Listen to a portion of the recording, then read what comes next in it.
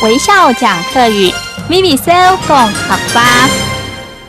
Hello， 大家好，我是徐薇老师，又要来学客家话喽。现在是不是大家都会咪咪 Seo 共好吧了呢？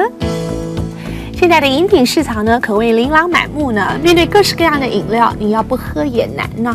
尤其到了 summer 夏天的时候啊，饮料广告更是打得火热呢。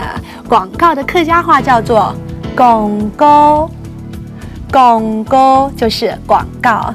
那么在饮料市场里面，有的很讲究这个包装 package， 那么有的呢很讲究它的 name brand， 它的品牌。所以到底是包装重要还是品牌重要呢？我们先来学客家话的包装，叫做包装，包装。那么品牌呢叫做品牌，品牌。所以我们说了，你买东西呢是选品牌还是看它的包装啊？买东西嘎哈黑选品牌，要黑看它包装。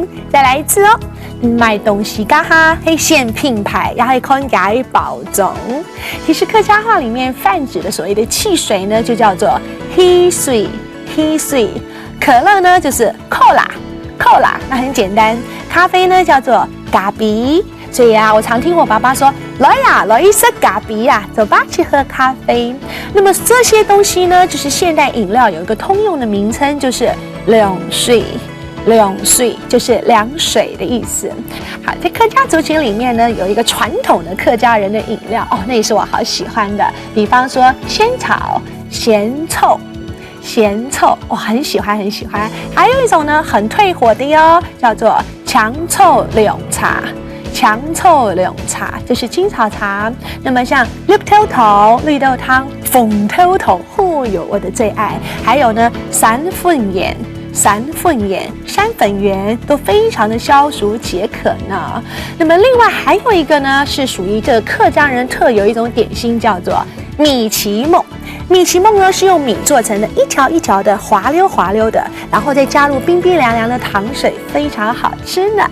哎呀，说到米奇梦，跟大家讲一个米奇面的故事。古代有个女的，她心肠很坏哦，人家叫她米奇面。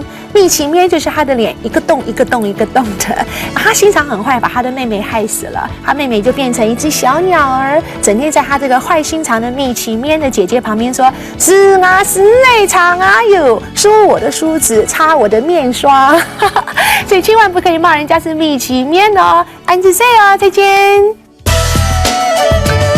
行政院客家委员会策划